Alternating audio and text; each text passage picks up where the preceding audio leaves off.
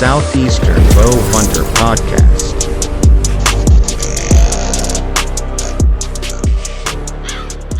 Guys, welcome to another episode of Southeastern Bowhunter Podcast. This episode is going to be honestly one that I've really been looking forward to. Oh, you know what? Hold on a sec. Okay, no, we're good. Sorry, I had to check probably should have checked the audio first, but yeah, dude, this episode is going to be a really fun one. We're going to have Brandon from Victory on, and we're going to do a deep dive into pretty much everything that Victory's got going on with the new arrows that they've dropped and kind of the history of the company and a history of Brandon. Um, and dude, I'm very excited. So we're recording this episode, 4 or 5 days before TAC. So I hope that I got to see everybody that went out there that listens and I guess met up with us up there. Going to be shooting with Kevin and them from Second Amendment Archery. It's gonna be a great time, dude. The weather on Sunday looks fantastic, so I hope it stays that way. Before we get into the partners, I'm gonna give a little bit of an update. So I'm currently working on doing the fourth annual bow shoot this year. Right now, where it's gonna be is kind of honestly, it's kind of up in the air. I'm still waiting to hear back about a potential new location. Just because there's been some things with DNR that they've changed some stuff, and it's there's a little bit more money involved, and I wasn't exactly expecting that. However, one way we're still going to have the bow shoot on July 11th. So I haven't figured out how I'm going to do the winner of the giveaway for the new bow. There's going to be other things that we're going to be giving away too. I'm working, as quickly as I can on securing people, securing partners who want to do part or be part of the giveaway. So I'm really looking forward to that. I hope that everybody listening is able to come and make it. If the location changes from Clybell or I guess Charlie Elliott Archery Range, I will let you guys know. Right now, the plan is still to have it there. There's just a couple hoops I got to jump through with DNR and insurance and all this other stuff. So it's a lot of new things I'm not really used to, but it's a learning experience. So that's exciting. Let's see what else. Trying to think if there's anything else that really you guys need to know about. Oh, concerning the shoot, we may have I'm going to call him a special guest, right? I'm currently working on making that happen, and I really hope that it does, because if it does, I can't wait to tell y'all. I think there's enough time between now and then that we can maybe secure this, and who knows, maybe there's going to be a couple special guests. I mean, I don't really know. But I'm trying to make this one really big for you guys. Okay. So once I know how I'm going to do the giveaway for the bow, I was going to do a 100-yard shot, but I kind of want to make it a little more fair. I may end up just doing a draw system, like we've done in years past. Not sure. So once I figure it out, I'll tell you guys. All right. So let's get into the partners. So the podcast is brought to you by Sportsman's Empire. If you don't know who Sportsman's Empire is, go check out their website. I think it's www.sportsmansempire.com. It's got my show. It's got a bunch of awesome shows on there. And if you want to listen to it where you can listen to your podcast, you can go to pretty much anywhere that holds podcasts, I'm pretty sure. And Sportsman's Empire is a network that we are under. We've been under them for a couple of months now, and it's been going great, man. I absolutely love working with Dan. Super simple, procedure every week, and he's very gracious with it. Like, dude's awesome. So if you want to go and listen to some other awesome podcasts, check them out. Sportsman's Empire's got basically everything that you need for all different seasons. Let's see. Next up, Lone Wolf Custom Gear. So this one's still kind of a new one. I'm still trying to figure out, how I'm gonna do this ad. But look, I'll just be honest with you guys. I spent 2 hours last night making sure that every single thing on my new setup. I just got my V2 double sticks with aiders. I got the sidekick bow holder, and I also got the .75 DeQuisto series stand. And dude, I'm telling you, the quality is night and day with stuff that I've used in the past. And once I was able to get at least, I got one stick together, and I wanted to test it because the way you set up the V2 doubles is not like a normal climbing stick. It doesn't have a Versa button, so I forget what it's called. It's a buckleless cam system, but it's basically got two little brackets on the side, and you start on one side, and you know, how can I explain this? You basically get the tab on. There's a tab on the loop, and you want that tab touching the stand itself. It's like not a safety tab, but it's more of a wear tab, and you make sure that is on the stand, and then you wrap the strap around, and you bring it back, and it's a completely different system than I'm used to. But honestly, after watching Cody's, because Cody DeQuisto made a whole video on those sticks and how to do the setup and how to use them and all that stuff. I watched that a couple of times, did it while I was watching it, and dude, it is so nice. It's so much quieter, so much faster. There's no metal at all that you have to worry about clanging against your sticks. So like that's really nice. I'm really excited to be using this setup for my mobile hunting journey. Especially being my first real mobile hunting setup. The quality is unmatched. I'm just gonna say that. So if you guys are in the market for new tree stands, right? It's only May, or it's not even May yet. When this drops, it's gonna be May. Okay, so it's only May. But the quality of Lone Wolf is unmatched. There's nothing better out there. I have seen other stands, I've used other stands, and I can tell you guys with full confidence that if they never became a partner of the podcast, I still would have gotten sticks and stands from them. That's just how much I believe in it. But if you guys are looking for new stands, they are definitely more on the pricier side, but you're paying for quality. You're paying for something that's going to last you. And really, for me, if you're going to it's kind of like a bow, right? If you want something that's going to last a long time, you're going to spend the money on it. So why not do that with your tree stand? The thing that literally, if you go cheap and it breaks, could cause you to either die or be, paralyzed or God forbid any of that, at the very least get hurt. So for those of you that maybe don't want to spend the pretty penny, they do offer I call it a budget series. It's the Patriot series, and it's all everything Lone Wolf does is American made, but this is American made cast aluminum stands that are definitely more budget friendly, and they have sticks and stands for that. You don't get as many of I guess the little features like the DeQuisto series has. I mean, my stands plug into, or I'm sorry, my sticks plug into my stand, and I mean that's kind of sick, dude. Like I don't know of any other stand company that does that. Like Lone Wolf thinks of things that I think other people don't. Plus, they're kind of the reason why we have half the things in the tree stand world that we do. So yeah, if you guys are looking for new stands, head over to Lone Wolf Custom Gear. Go check out everything that they've got. Tell them we sent you, and man, I just so thankful. I absolutely love this stuff. I cannot wait to get in the woods. Next up, Osseo gear. So Osseo is the camo brand that I've been repping for a few years. My whole bow is completely Osseo geared, camoed out. I'm gonna be running that leafy jacket this year, and I'm gonna tell y'all right now, it's going to help. I found a spot on Monday that I'm gonna be hunting over. It's on top of a ridge. It's got this drop behind me, so they can't come up from behind me. And it's literally on or right next to some really heavily used deer trails. And I only know that from hunting back there, and then cameras and stuff. That leafy jacket is gonna keep me so concealed, man. I cannot wait. So Osseo covers everything. Their quality is top notch. So if you guys are looking for new camo, head over to Osseo Gear. And for everyone that's listening, I say this every time I go on Osseo. It's crazy. All the websites are in the link in the description. I've got them all linked, and all of the discount codes are in that description. So some people have asked me, "Hey, is there a code for this?" There is. I can tell you it. I have no problem telling you it. But if you're listening to the podcast and you hear, "Oh, so and so brand," and there's a link, there usually will be a code with it. Some of these we don't have codes, just is what it is. But yeah, dude, Osseo, I just want to say thank you to Osseo, man, because they have been with us for years, and I absolutely love that camo. So go try it out. You won't be disappointed. Next up's Boutique, best arrow wraps in the game. I don't really have to say much about that. Let's see, G5 Outdoors. I will be running the mega meets again this year. For you turkey hunters, if you hunt with bows, which not many people do, which is crazy. But G5 came out with the Dirty Bird head for turkeys. It's a decap head. Turkey season's gonna be wrapping up here in the next couple of weeks. So if you haven't gotten out yet, go get some Dirty Birds and go kill you a bird. Let's see. Next up, Prime Archery. I'm shooting the Prime Divide 31. If you're watching the video, you can see it kind of right right there.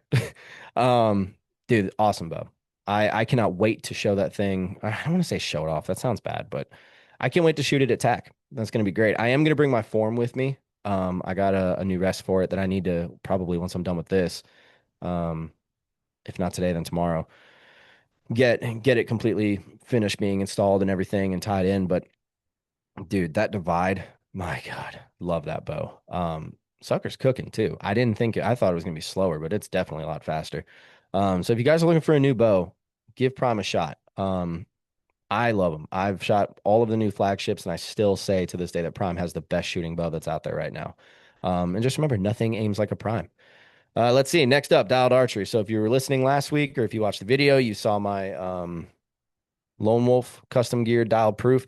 They actually just dropped, I think, 4 different small batches. And if I can pull the email up, because I always get emails from them about that stuff. Let's see. I wanna be able to tell you guys. Here we go. Okay, so we've got dialed grizzly, we've got War Eagle, shop archers, which is so War Eagle is like the American, I guess, line. I say American. It's more like the American flag, like a patriotic series.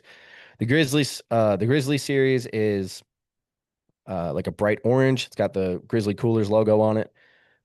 Shop Archers, which is the Masters. Realtree, small batch dropped again. And then my personal favorite, the Lone Wolf Custom Gear small batch has dropped. So if you are wanting to get a dialed proof and you want to have the same sight that I have, you can get it. And it's awesome, dude. The logo on the side looks so sick. Once I have time, because work has been absolutely crazy, I am going to make a video about it. But dude, dialed knocks it out of the park, and I can't wait to see everybody up there attack this weekend. So hey, go get you a dialed. Let's see. I'll run through these kind of quick. Moultrie. That's the cell cams I use. They're working fantastic. They are going to have some new stuff coming out here in the next, I think, couple of months. But right now they got the Edge 3, the Edge 3 Pro, and then the Edge Solar. Bow Hunting League. If you want to be a state sponsor, let me know. I can direct you to it. If you do sign up for that, it's only $100 a year. Tell them that we sent you because that helps us out a lot. Scrape Doctor, James is coming on in a few weeks. Obviously, Victory. That's what this podcast episode's about. Catalyst Archery. Dude, affordable stabilizers and literally they are built just as good as the stuff that you'll spend $200-300 on. So definitely go check them out. And last but not least, Unbound Archery, best aftermarket strings in the game. Okay, so that's all the partners, and I need to send this link to Brandon. But before I do, I always got to talk to you guys about our Lord and Savior Jesus Christ. A lot of people have told me that they love this part of the intro. It's not for me. All glory to God. I want none of that. I'm just doing what he tasked me to do, and that's to talk about him on this podcast and try to bring as many of you to him as possible, right? I find no pride in that at all because I'm a sinner, just like you.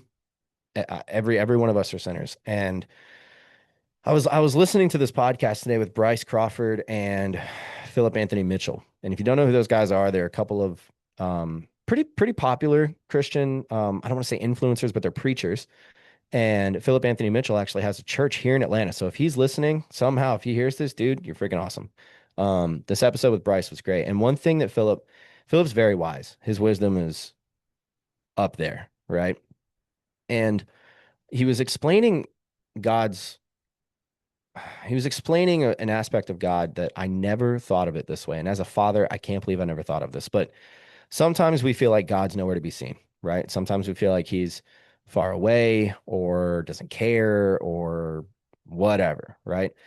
But the analogy he used was when he takes his kid to the park or kids to the park, he will let them go run off further and further and he'll always keep them in sight, right? But he watches them, but he's letting them go further. And maybe sometimes they don't go as far, but then there's times that they'll be so far, he can still see them and he can get up in an instant.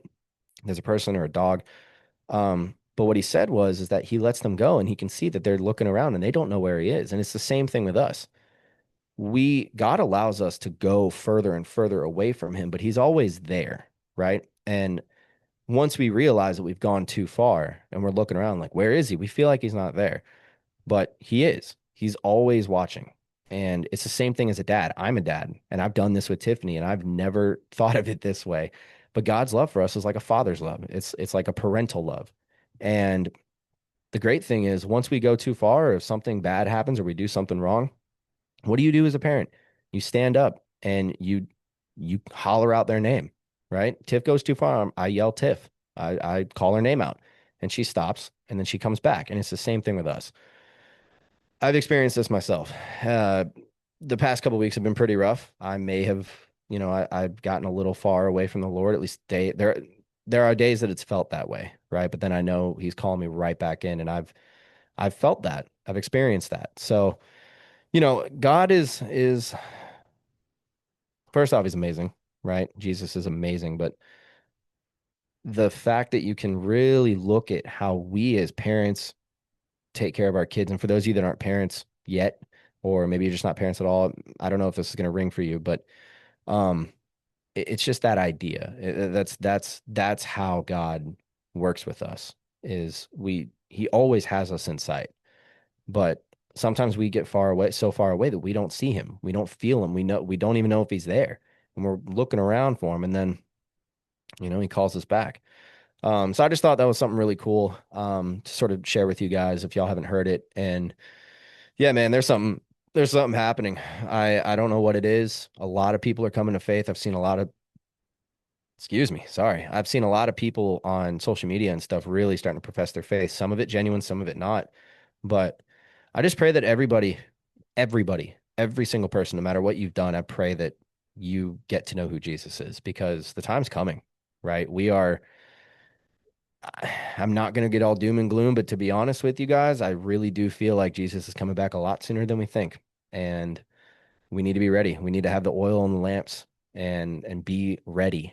We should not be blindsided by the day that he does come back, right? I expect it every single day because he told us, he said, be ready. If you're not ready, you know, you're going to be caught off guard and you may not, unfortunately make it. And I'm not saying that to be like, oh, I'm better. I'm not saying that. All I'm saying that is out of love for every one of you. I really, really want y'all, those of you who don't know Christ yet, I really want you guys to know him because he totally changed my life. Even on days that I am at my lowest, I can always go to him and I always know he's there. And it's a type of peace that I really can't put words to. So that's my preacher moment. I'm sure Brandon's probably looking at, his computer or something. He's all the way in California right now, so he's 4 hours behind. Um, I bet he's waiting on this. So look, just remember, Christ is king and go shoot your bow, go read your Bible. You read the title, you know what this episode's about. We got Brandon from Victory here on the podcast, and we're going to do a deep dive. I'm going to ask him questions that, we might get a little deep here. It might get a little emotional. Because arrows are awesome and victory is awesome. So before we do all that, Brandon, why don't you give everybody a little intro about yourself, man? Yeah. Name's Brandon. I've been with Victory going on 5 years this December, I want to say. Um, when you give us a call, if you were to ever call the main, our main hotline or whatever, there's probably a 50-50 chance that you're going to go ahead and reach me. We are a very small team here, and typically it's either myself or my coworker Mike who are answering phone calls. Outside of that, I mean, I'm one of the kind of just hands here at Victory. I do a little bit of everything here and just try and make sure we get everything out to you guys as best we can. So, I deal with quality control, testing of new products, shipping of existing orders to customers. And you'll see myself and some of our coworkers out at local 3D shoots, different shows all over the country, stuff like that. So, yeah, I mean, a little bit of everything here at Victory, man. It's a ton of fun. Living the dream. Dude, yeah, Oh, so, victory. I yeah. just have to give y'all your flowers. I was kind of doing it before we hit record, but I truly do feel like victory is the best arrow that's on the market. And that's not just saying that because, I've been working with y'all for 2 years, but because I've shot it. I shot victory, before I even started the podcast, actually. And what's funny is I didn't know I was shooting victory at the time. Yeah. Because I was one of those guys that when I got into it, I went to Walmart and I just bought whatever they had. And there was Oh some yeah. mossy oak arrows that I was like, oh, those look cool. And they're in my spine. So I got them. And curiosity, I looked it up. I'm like, who makes these? Because they looked a lot like one of my buddy's arrows, but it was a different, Mhm. different labeling. Turns out you guys, they were y'all's arrows just relabeled. And I'm like, wait a minute, because, I listen to Working Class a lot. Like they're a huge reason Okay, why I yeah. even do this. And so I always heard Kurt be like, yeah, my rip TKOs. And the boys would be talking about their setups. And I'm like, what is Victory Archery? So I looked it up and I got my first set of, I think it was the Gamer. Oh God, what was it? The V-Force Gamer. That's what it was. Okay, yeah. Yeah. And I killed that buck back there with a V-Force gamer. And after that, dude, I'm like, I'm not shooting anything else. I can't. I did, unfortunately, because, new to the podcast game and someone's like, hey, I'll send you free arrows. I was ignorant to it and I took it. And then I was telling you a little bit of the story about how I got in the whole Victory, I guess, family or whatever. Hmm. And had a buddy of mine that, met him at TAC. He was a local dude and he showed me everything that you guys had to offer. And I immediately was like, all right, how do I do this? How can I work with y'all? Because this is way more than what I thought. And I just gotta say thank you. Honestly, I've killed plenty of deer with y'all's arrows, and I've only broken one, and it was my fault. So What I you think guys are is killing it. funny is you took the exact path that we see so many guys take when it comes to starting to shoot Victory versus what they're doing now and things of that sort. We joke all the time about one, like I mentioned, we're a small team, Yeah. and so we all wear a bunch of hats and have a lot of responsibilities, and day to day is pretty fun and exciting. But we all try and joke, as often as we can, just keep it lighthearted. Hmm. That V Force has probably killed the most stuff out there, Oh, I believe it. just out of our entire lineup, right? I believe it. And I mean, it's one heck of an arrow, but like you mentioned, you're just getting into things. You're not 100% sure what's the difference between a V Force and a RIP TKO or a VAP SS, and so you go grab a handful of arrows, get out there, go shoot a deer, man. Hmm. Go fling them. And that is where we see a lot of archers start. And then they do exactly that. They fall in love with it and go, okay, what's one of Victory's nice arrows like now? Yep. Right. And so they immediately go to a RIP TKO or a VAP SS or Yep. one of the premium arrows. But man, I'm telling you, the thing I like is that we acknowledge when you pick up a bow, your circumstances may be different from someone else picking up that exact same setup, Yeah. right? We are based out of Southern California. So our hunting scene out here looks a little bit different than yours does, I'm sure. Yeah. Yeah. Yeah. Right? There's probably a lot less beards and, maybe a little bit more colored hair, which there's nothing wrong with that. That's fine. Dude, But I'll tell you what, I can't find a tree to sit in. All right. So, it's a whole heck of a lot more yeah. spot and stock. But the thing is we have options for that, Yeah. right? So my setup, what I like out of my setup is going to be slightly different than your buddy who does hunting on the East Coast, right? He's Yeah. probably going to be taking some shorter distance shots in a tree stand, 20, Oh, 30 yeah. yards, something like that, right? Oftentimes mine are around 45 to 60 yards is where I'm poking things at, Yeah. right? And so it's part of it is personal philosophy, part of it is environmental and what you're doing. But the one thing I really like is we have options for all of it, Yeah. right? It's just identifying what you like, and then I can point you in the right direction, right? You want something fast and quick? I got that for you. You want something Dude, bomb proof? I got that too.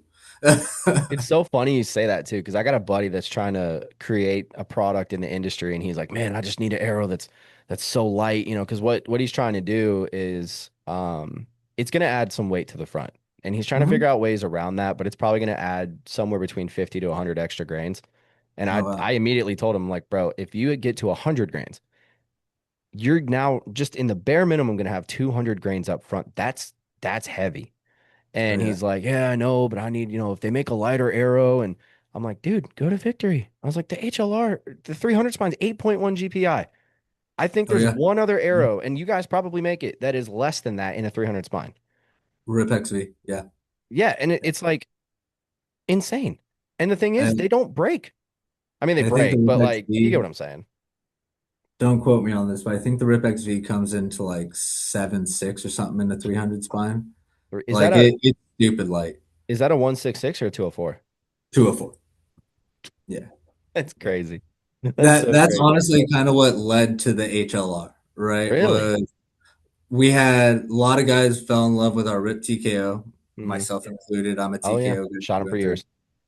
And then we had a lot of guys who fell in love with the RIP XV or 3DHV for Mhm. target hunting, or excuse me, target tack events, and It's kind of target hunting. uh, You're just still honest, shooting it. close you can get It there. just doesn't Yeah. move. But yeah, and so with that, we had Rip XV shooters saying, "Man, I'd be willing to go a smidgen heavier for just a little bit more durability. Yeah. Doesn't need to be bomb proof, but if I miss my target attack, I don't want to be down an arrow, right?" Yeah. And then in the same vein, we had guys saying, "Man, I love the fact that I can miss my target attack with my Rip TKO, but boy, those 130-yard shots are getting Oh, tough, right?" dude. Yeah. And so we did our best to balance the two and come out with something right in between. So 204 diameter, lighter than the TKO, a little bit heavier than the XV, and then as durable as we can make it, And so that's really what led to the HLR. And honestly, with where everything kind of mathed out, GPI and whatnot, it turned out real well, in my Yeah. opinion. Hey, It's a hammer. I've been shooting the HLRs now. I did a full season with them last year. And granted, I did only kill one deer, but I went to Mhm. tack, didn't lose a single arrow. I'm going to tack this weekend. Hopefully not Look going at to lose a single arrow. I mean, I've got a few, so I'll be fine. But yeah, so my thing, like, I'm very big on aesthetics, right? And I Mhm. know a lot of people listening are probably like, oh man, there's arrow, don't matter. It matters to me, right? I don't like a plain looking, boring old shaft that looks like every other arrow and the only difference is the label, right? Because you really, in my opinion, you really don't know what you're getting, you know? I want something that Agreed. kind of stands out a bit and I enjoy to look at. So when I saw the Rip TKOs, after I was shooting the V Force for a while, because the thing about the V Force, they got like that spiral look to them. That was Right. sick. And Oh then yeah. I had a buddy, I think it was either a buddy of mine or someone I knew that was shooting the Rip TKOs. And I looked at him, I was like, yo, what is that? And so I looked at the arrow, I'm like, what is this? What is this? Because I'd never Oh yeah. seen a carbon weave before. And then he's like, oh yeah, that's the carbon weave, it's Rip TKO, whatever. I'm like, dude, I need a set of these. And I still have some that I'm like, I'll look at them, I'm like, dude, that's just a pretty looking arrow. Then the HLRs come out and it's even tighter, and I'm like, bro, y'all gotta chill a little bit. You're gonna make some of us go broke, you know? Oh man. Um, but yeah, dude, I kind of want to dive into, like, I guess the science or the reasoning behind the wrap or the weave. Yeah. Because I have heard that it's supposed to help with recovery and strength. Is that why you guys Mhm. have sort of gone to that weave pattern and then made it tighter? Yeah. So I mean, yes and no there. Initially it started with the TKOs, right? Hmm. So when you look at our lineup, we have the standard VAP, the standard RIP, and the standard V Force, right? Those are just going to be straight 100% carbon, nothing super fancy to them, just in the three different diameters, the Yeah, 166, 204, 245. We then wanted to go ahead and bulk them up a little bit, just make them a little bit more durable, a little bit stronger. And we had this material, this 3K carbon weave that, as you mentioned, we look at and we're like, kind of pretty cool kind of looking. clean looking, like nice looking, right? Yeah. And so we went ahead and we utilized that. After doing so, when we were putting it through testing and things of that sort, that's when we really found the benefits of it, right? As far as, man, look at how much more durable these arrows are, Hmm. and look at how much quicker these things neutralize the oscillation coming off the bow and everything. And so we did a lot of testing with a bunch of different. I mean, we use like the big phantom cameras that shoot at 1 million frames per second. Dude, I bet that video Um, is so cool. and I don't know where we have it, but we had I don't even know what to call it. It's a system where it utilizes like 28 cameras or something like that, and you put little stickers on the arrow, and Hmm. it will track those stickers as if they're probes in three-dimensional space, No right? way. And so you can actually see, how the front end changes as the arrow oscillates and bends coming off the bow and things like Yeah. that. And That's so we tinkered with that a little bit, and what we found is that the weave helps neutralize a lot of that oscillation on shot. So you're still gathering enough bend, for everything to tune out properly as it releases from the bow. Hmm. But after that, we're not having any additional tail, fishtailing or porpoising or anything like that. We're not having our vanes kick off center more than they need to. It's focusing everything behind our broadhead and behind our point, right? And so for us hunters, leads to deeper penetration, helps us maintain speed at a longer range, things like that. That's all phenomenal. When it comes to some of our target shooters, those issues aren't necessarily at the forefront of their mind. They don't really Yeah. care how deep they penetrate into the target, right? But if it helps, neutralize some of that oscillation and get my arrow flying cleaner, I Yeah. mean, sounds like it might help me on a target scene as well, right? And Yeah. so I think a lot of these guys, when they're giving me, hey, what's your best target arrow? I'm half tempted to be like, hey man, just shoot a TKO, Yeah. right? Because I mean, it's one of our cleanest flying arrows just across the board, right? Yeah, I mean, the problem with the whole target scene is they want the fatter arrow, so if they miss slightly, they can. Dude, I Oh had yeah. a buddy post something a couple days ago, and he was asking Facebook, which I don't know why you would ever do this. He's probably gonna listen to this and give me crap for it, but um, he posted on Facebook, he's like, "Is this a 10 ring?" And you can clearly tell. At least I felt like I could clearly tell that. Yeah, buddy, you're outside the line, and he was shooting regular, 5 mil arrows. And I'm like, where's your target setup? Because if you were shooting the fat arrows, you totally would have hit that. I mean, you probably would have still It's hit the same always spot, but been. Yeah, I it mean, indoor is one thing. Outdoor, I like to stay away from the fat arrows really because, oh yeah, probably cause because of wind drift and all that other stuff, right? absolutely. I Yeah. mean, we kind of see like three different philosophies. Either my arrow is going to get blown off course. Let me go with a fat shaft to catch the line. Yeah. Or there's I'm gonna run with a 5 mil, keep it super, super lightweight, and just go from point A to point B so fast the wind can't push me off course. So I'm Hmm. just gonna beat it in a foot race. And then myself, I like my 4 mils for outdoor. They just pierce through the wind, reduce surface area. And I mean, with a little bit more weight to them and the reduced surface area, they just do a really nice job of resisting it. And so I was at a local 3D, not last weekend, but the weekend before, break the barriers up in Northern California. Hmm. 100 yard shot across the valley, and had a little bit of wind whipping through the valley there when we took the shot. And I mean, held dead center of the dot, and I mean that's where I found it. So Wow. yeah. So that's kind of a thing that because I've shot 4 mil, I've shot, I've stuck with 5 mil because I feel like that's kind of the happy medium between standard and micro. And 100%. the one thing I've always heard people argue with 4 mil is that it penetrates better. But my argument back like against that is if you're in a hunting setting, you have a broadhead in front of you. So no matter what Mhm. the arrow shaft is, that broadhead's going to be wider, you know? Mhm. And I mean, as far as I know, I could be wrong, but I don't think deer or any animal we shoot, when you shoot them and that hole opens up, I don't think it's suctioning back down like gel would. Am I wrong on that? Is there like a real benefit to 4 mil or is it kind of just more wind drift that people are worried about? I would say wind drift is one thing that plays when you know you're going to be taking a longer distance shot, Hmm. right? Now, outside of that, you're kind of getting into splitting hairs there. Yeah, Technically, yes, a 4 mil will penetrate deeper, but that's for a number of different reasons, right? One, oftentimes a 4 mil is just going to be straight up heavier. Grains true. French, right? You have to reinforce that arrow wall, so it's going to be heavier. A heavier projectile takes more energy to stop, and so that will lead to deeper penetration. Now, if weight is the same, broadhead is the same, the only variable we're talking about here is diameter size. Yes, it will still penetrate deeper, but it is going to be like fractional, right? It Yeah, is going to be such a small amount. And the main reason being is just because we're talking about a couple thousandths of an inch between the outside diameter of a 166 and the outside diameter of a 204, right? yeah. Like It's really not that big a difference. there's not that much.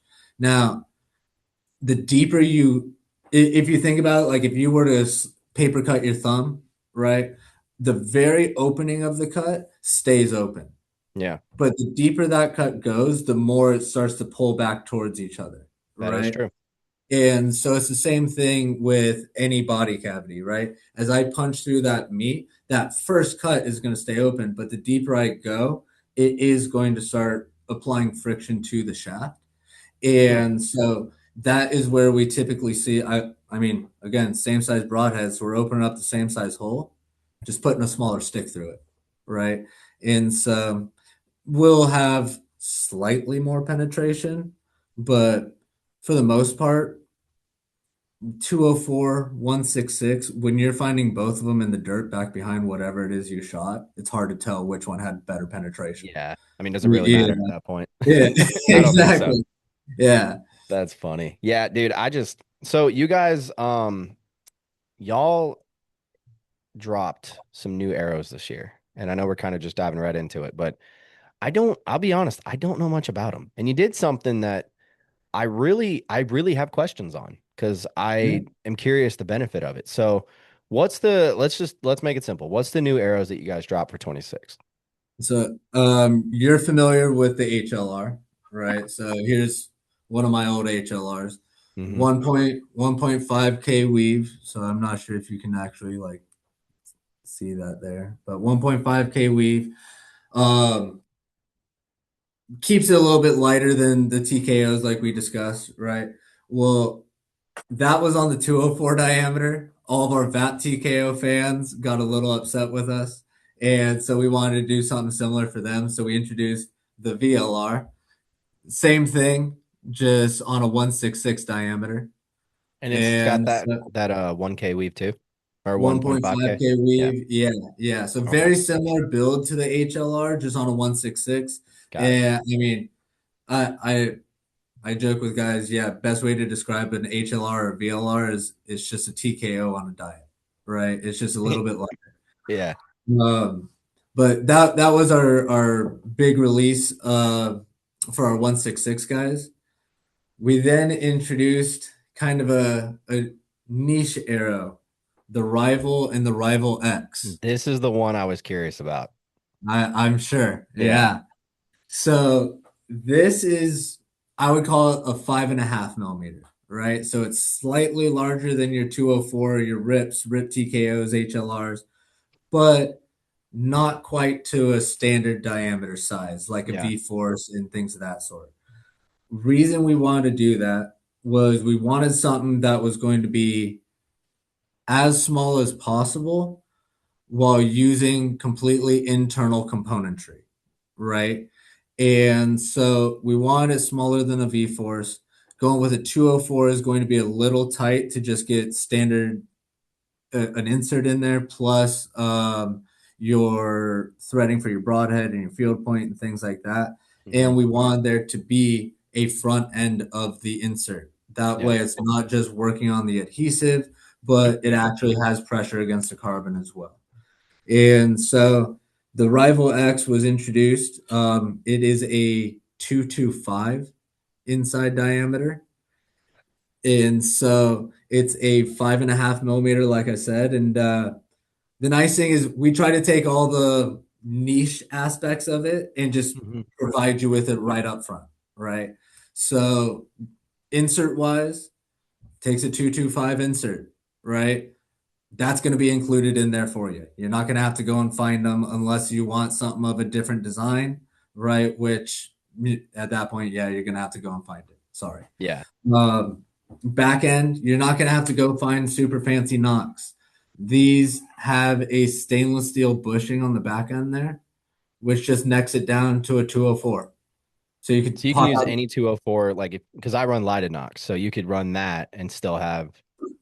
Pop it And in there. that Good to go. actually doesn't that protect the arrow too? Like say you're Robin Hood and you're just Oh poking yeah. through all your arrows. That's supposed to help it Oh from yeah. splitting the shaft, right? I mean, that little bushing on the back end is stainless, so it's going to have some resistance there. Yeah. Now, you hit it perfect, like dead center, Yeah. right? That stainless acting evenly, it may pop the back end of the receiving arrow, right? Yeah. But for the most part, out anything outside of the absolute perfect outside, dead center, it's going to go ahead and kick the incoming arrow off and help protect that front one. That's so And cool. so I don't really know if many companies do that, like offer a setup like that, that come with the little bushing in it. I know a I couple would, do, but yeah, I mean, oftentimes you're going to find that more for target side of yeah, things, right? Unibushings, pin bushings, things like that. This is one where, again, we just want to make things easy on the, us average Joe archers, yeah, right? I yeah. don't really want to go and hunt down a 225 knock, where I can just pop out a IP5 from my HLRs if I need a replacement, right? Yeah, well, when you guys came out with the Rival X, that's kind of what I immediately thought. I'm like, okay, we have a new because I want to say there was one other arrow that was a different company, made or whatever that was a 225 or something similar, right? And I was like, dude, I get it, but you can't really find a lot of components for that, so it does make it more difficult. And Yeah, then I use my common sense knowing how you guys work. I'm like, all right, they're probably gonna have, inserts available. You can definitely get them. They're gonna come yeah, with the arrows. I didn't know about the knock bushing though. I did not know about yeah. that. That's And that's pretty then sick. this is also the only arrow that we offer that comes longer than 31. This is going to be a Ooh, 32-inch shaft, okay. right? For the monkey Um, arm guys. Yeah, yeah, I got you. for those lanky boys Them out there, for gorillas. but then last but not least, that insert up front, it is a 30 grain stainless. Now, some guys prefer to run a little bit more weight up front when it comes to front end componentry. Yeah. So every package of the Rival X's and the Rivals is going to have those 30 grain stainless in there, as well as a 20 grain back weight. So it's going to Oh, be it's going to be in the package for you. If you yeah. decide to run 50 grain up front, you'll have those 20 grains to just screw on in and then install. If you want to keep it a little bit lighter weight, you can just set those 20 grain back weights aside and just run the insert as it stands. Now, do you guys have a tool that goes with that? That say you got someone like me, right? Like I always go to TAC every year and just take my hunting setup. Like everything you see behind me is what I'll be hunting with this year. But some 100%. guys like to have a lighter setup, and then when season comes around, they're like, "Oh, this is, too light. I need an extra 20 or extra 30 or whatever." Do y'all have a Yeah. tool that you can get to be able to put those back weights in? Yeah. Yeah. Yeah. Okay. Yeah. Gotcha. Not going to be included with this, Yeah, but yeah. But you can get it. we do offer back weight wrenches. It's more or less like an Allen wrench that's 35 inches long, Yeah, I have right? one behind me. That's why I was wondering. Yeah, I mean they're super super useful. It especially like you mentioned, going from one setup to the next. hmm Or one of the reasons I like 5 mils is I do hunting in the sense of like I go after a number of different things, all fielding a kind of a different philosophy from myself, right? hmm And so if I'm going and I'm shooting, I don't know, javelina in Arizona, right? I can grab an arrow off the shelf and go take care of business. It's going to take care of a pig running around the desert, right? Yeah. Now, going elk hunting in Colorado or something like that, I may want to focus a little bit more on my setup and make sure, like, hey, this is bomb proof. This is solid. I don't really care if I lose an arrow when I shoot an elk as long as I harvest the elk, right? Yeah. And so I will go bump up my front end weight, add a 10 grain back weight or 20 grain, right? I will go and possibly change the outsert on mine. Sometimes I've gone from the 50 grain shock taper locks, the aluminums, right? hmm Shoot those on my rip TKOs through javelina. I mean, they smash on the rocks back behind the pig, but help protect the shaft itself, right? Yeah. Replace that, toss on a 60 grain stainless, and go shoot elk with that same arrow, right? Dude, But that I'll tell you I'm right now, always I hate messing to cut around. you off, but I gotta say this. That we were talking about the inserts before we started recording, and I do want to get into that. I do want to get back into Yeah, that, but man. I just have to say that shock insert, man, my God, I like I said earlier, I've broken one victory in my entire hunting career, and I Oh yeah. wasn't even hunting. I was literally tuning a new bow, um, and I shot the only steel rebar piece that was in the freaking thing. And I remember it clear as day because I draw back and it's the first shot I've taken. I've got my Rip TKOs brand new, just had them built, fletched, Oh whatever. yeah.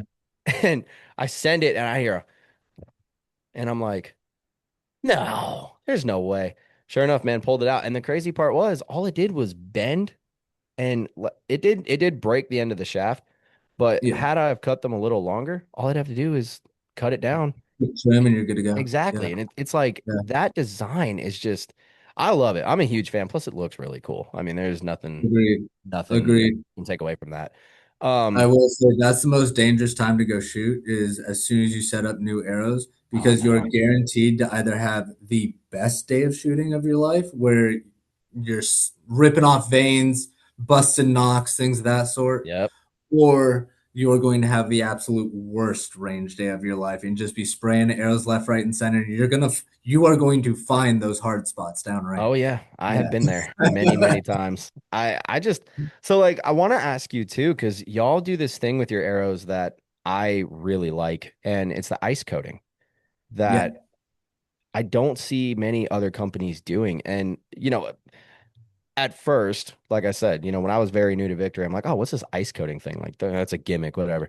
Dude, I've been so thankful for that because I have shot other stuff that doesn't have it. And my God, shooting a 28-inch draw, 70-pound bow, screaming arrows, 280 foot a Oh, yeah. second.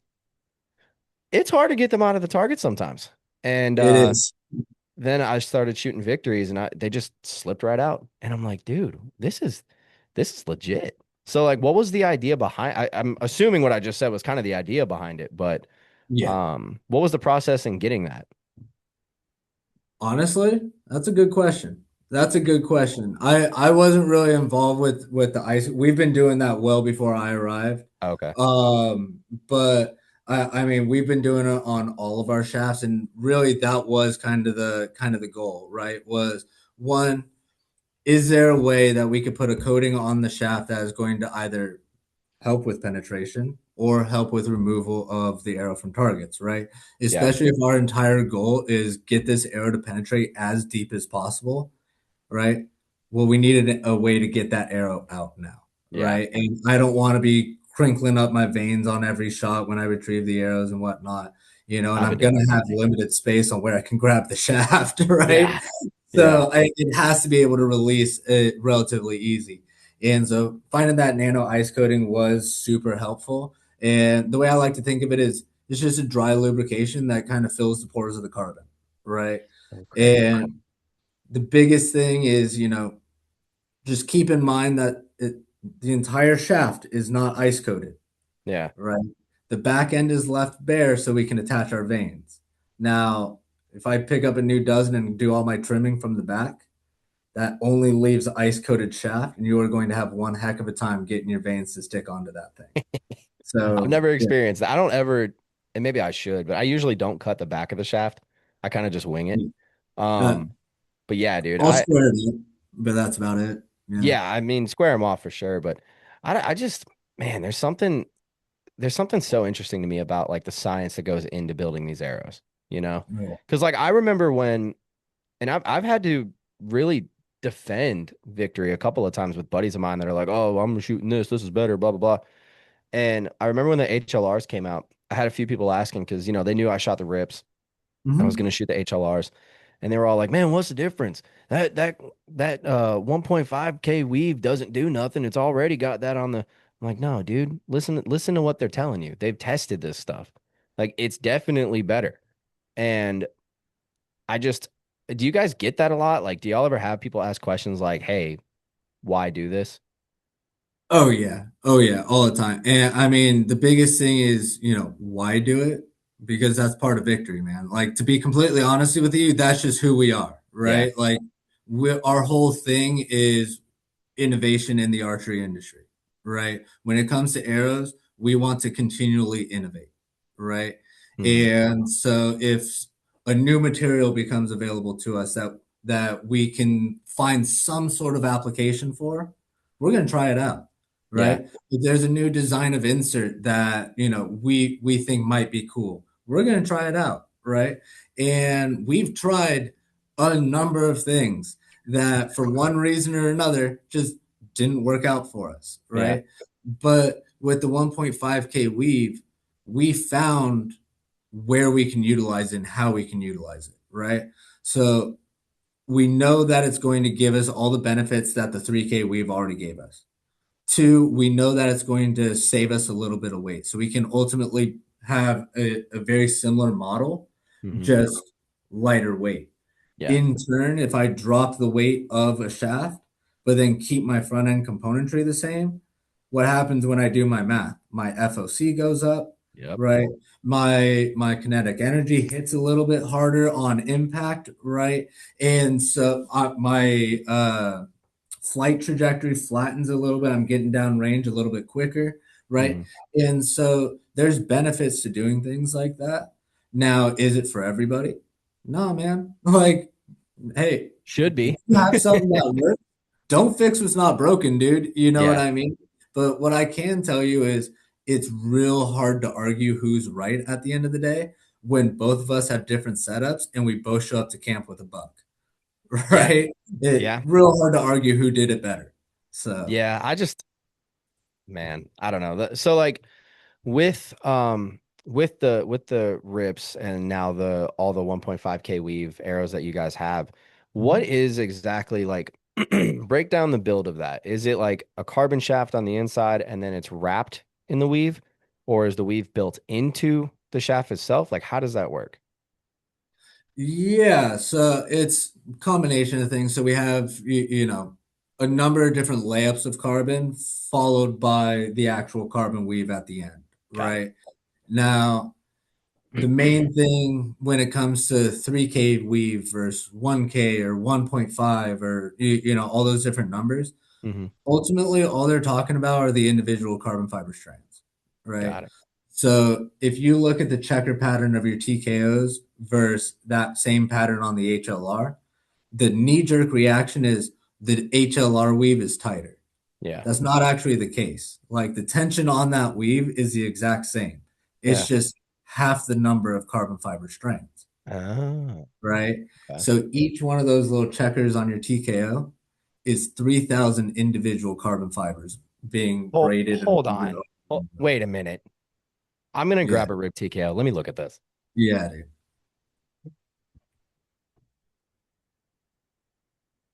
You're telling me that every single one of these little checkers is three. This is sorry, I wasn't even anywhere near the mic. I don't know if you can hear me, but you're telling me that all of these little checkers are 3,000? There's 3,000 fibers of carbon in there. So 3,000 fibers of carbon being held, and we call that one toe, right? And then those toes are being braided and woven over the shaft, Dude, basically. that's so sick. This is a beautiful arrow, by the way. I can't help it, man. I love these things.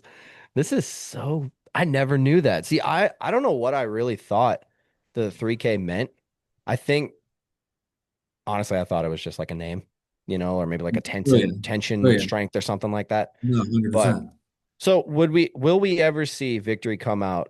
And if you can't talk about that, that's perfectly fine. Just smile and wave. But if if will we ever see Victory come out with a 1K weave, perhaps? Or is that kind of stuck with the company using that right now? Yes and no. I mean, like, will we have one on our in our line? No, probably not. Okay. All right, right. But the company using 1K weave on their nice arrows are made by us. Yeah. Well, I didn't want to It- say that because I was like, I don't know if I'm so able to like say this or not. yeah, yeah. Um, I mean we work in partnership with them. yeah. I mean, don't get me wrong, they are beautiful arrows. Yeah. I have some sitting at my desk. I'm scared to shoot them, to be honest with you. Oh, Like they're I beautiful. wouldn't. I You know what wouldn't. I I saw them mean? at the shop. I'm like, you want how much Yeah. for six? Yeah. No, I I'll will stick with say mine. with those, 1K weave is typically reserved for aerospace engineering and Formula One cars and things like What? that. Seriously? Yeah. Like that's where you most commonly find 1K weave carbon fiber, That's right? crazy. It is in those really high end need extreme tolerances Yeah. and things of that sort. And so for that reason, typically it hasn't been used in the sporting goods Hmm. area, right? However, utilizing it in an arrow build, you are able to do a number of things, including keep consistency in weight and straightness tolerance, and from one arrow to the next and things like that coming off the line. Yeah. And so that's kind of what led to it.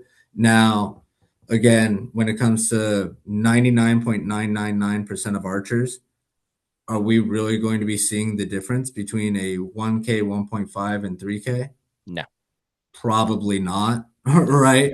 Like Yeah. the Bodie Turners of the world, Yeah. little bit different, Paige right? Pierce, Dude, Bodie more Turner, those consistent guys. shooter Yeah, shooter. maybe. Yeah, But right. me? But No, not a but shot. yeah, like they don't pay me based off my scorecard, thank goodness, Yeah, right? And dude, I so, did one ASA event, thought I did great, saw my score, and I'm like, oh, I'm 50 points behind everybody else. What happened? They were all kill shots. That's why I don't do them anymore. I I, can't do the hit the 14. Where's the 14 at? I don't even right, know. I right. think double lung. That's what I want. So I'm the same way. I go out to these local 3Ds and I have to remind myself, like, listen, it's not about the scorecard. If that foam target were to die, I'm good. yeah, Right. 100%. And That's it's so getting a funny. lot harder to do so. My girlfriend started shooting like 2 years back. Yeah, And now she's already bringing home hardware from these local 3D shoots. She's like bringing home trophies and stuff. dude. And I'm struggling to stay ahead of her, and I'm like, oh my goodness, I need to lock in. I need to dial Yeah, myself in and get out there that's and practice, man. That's an interesting thing too, because like my wife, I feel so bad still, but I got her shooting last summer. She hasn't shot since her first time because I am not a bow tech by any means, right? But my first bow was Mm. pretty simple, so I could play with the Mm. draw length and all of that. Yeah. Well, I had her shooting some rips, and the bow was tuned to those. And we're at the range, and I'm not a great teacher. I thought I was, but I was so focused on my own stuff. God forgive me.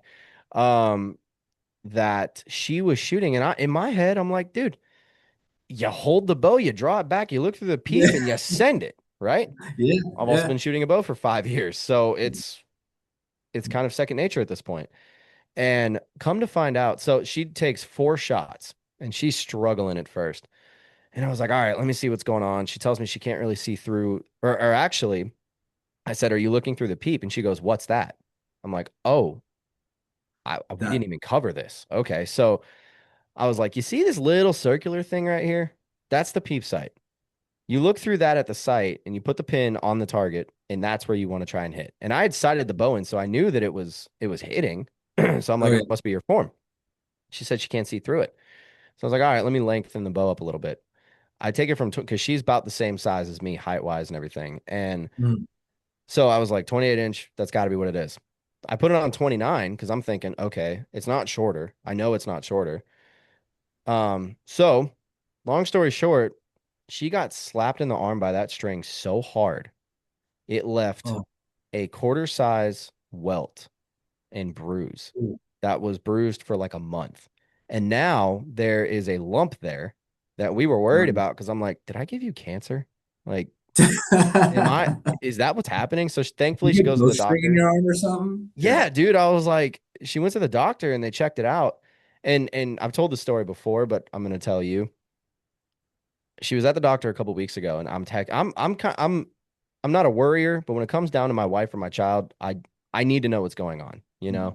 100%. Yeah. Yeah. And so like I know she's at the doctor and I'm texting her while I'm driving, which I shouldn't. It's illegal in Georgia. Hopefully no cops listen to this. Um, but I am like, hey, what's going on? And nothing. I see that she's still there. So I'm like, hello. I text her mother because she's with her. I was like, hey, can you tell Mm. me what's going on? I get a text back 20 minutes later saying they're giving her a shot and she's getting ready for a procedure. Uh, So I'm like, whoa, whoa, whoa. What? What do That you escalated mean? quickly. Yeah. Dude, I'm freaking out. I'm like, do I need to come up there? Like, funny story. The day before, my daughter ended up going to the hospital because she had a cut on her foot that got infected, Oh no. right? This is why it's funny. That text she sent me was meant for the day before. She just never sent it.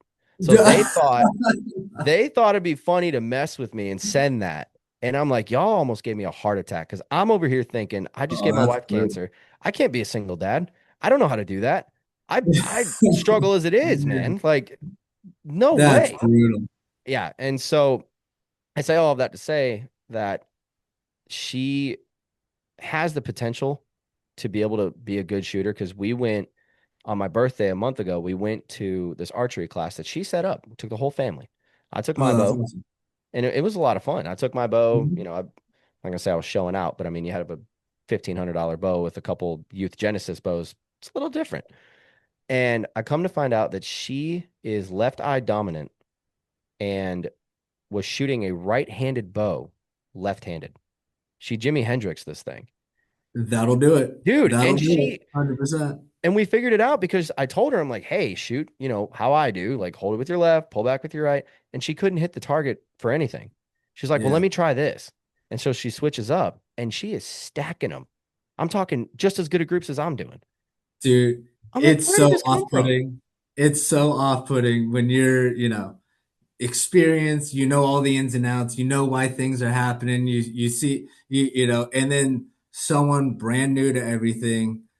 Ignorance is bliss, dude. They go Yeah. out there, they pick up shooting off a whisker biscuit and doing all these things, and they're just stacking arrows left, right, and center. Right. And Yeah. it's It yeah. it blew my mind. I was like, Yeah. how are you doing this? I couldn't do this. Oh yeah. I Yeah. and so I asked my buddies at the shop, I'm like, hey, Jessica shoots weird. Like she shot this way. I have a bow that's right-handed, but she wanted to know if she could shoot it lefty. And they were like, yeah, I don't see why not. Like there's people that have done that. And to me, knowing what I know about bows, I'm like, that's not going to work. Because I was going to get her a left-handed bow and all that other Yeah. stuff. Yeah. And yeah, they're like, dude, she could shoot it like that. Just, it's going to be kind of weird sighting it in, but she'll be fine. Oh So yeah. I'm working on trying to get her back to it. And of course, she starts talking crap. She's like, what if I shoot a bigger deer than you? I'm like, it's not going to happen because we don't have them. And it's Because just, I'll be taking the shot first. yeah. I was Yeah. like, let me kill a booner or not a booner. We don't, I'll probably never kill a booner, but I was like, let me kill a Pope and Young first. Then we'll talk. Okay. Then we'll Yeah. talk. I'm not even taking you. All right. I don't like you right now. You shoot better than me a weird way. And, Oh man. but yeah, it was funny, man. And like, I really, I really wasn't surprised because I've always heard that women shoot better than men. I don't know what it is. I think it's the mental game. They just don't get worked up like we do, you know? Oh, eh, yeah. I mean we go out there and yeah, I look at the dot. I'm like, if this arrow does, I threaten all my arrows in the sense of a word. So Yeah. I'll put all of them in the center of my quiver, pick one, shoot. If it don't meet that dot, it's going into relegation in the back. Next arrow comes out, shoot, and for as long as it stays in the dot, it gets to sit in the front pocket and keep being used. And Dude, so that's yeah, funny. I would hate to do that on a day where you're just not shooting good. And then you're oh like, every single arrow sucks. Why am I even yeah. shooting these? And then you go out the next day and they're all stacking. You're like, okay, it was I, me.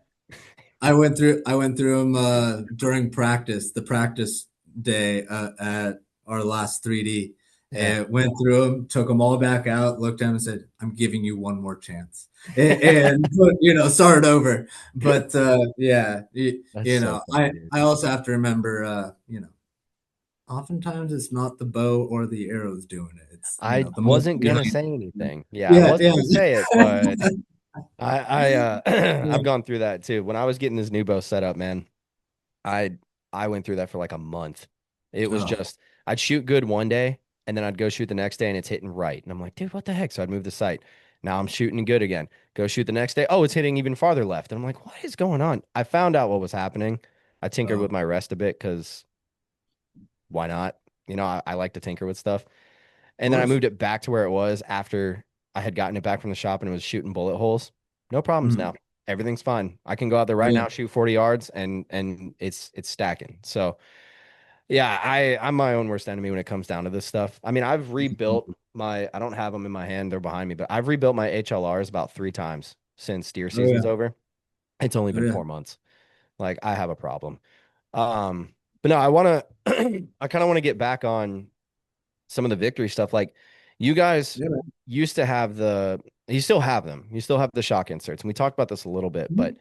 what was the change to go away from mainly shock inserts to the new half house that you guys have?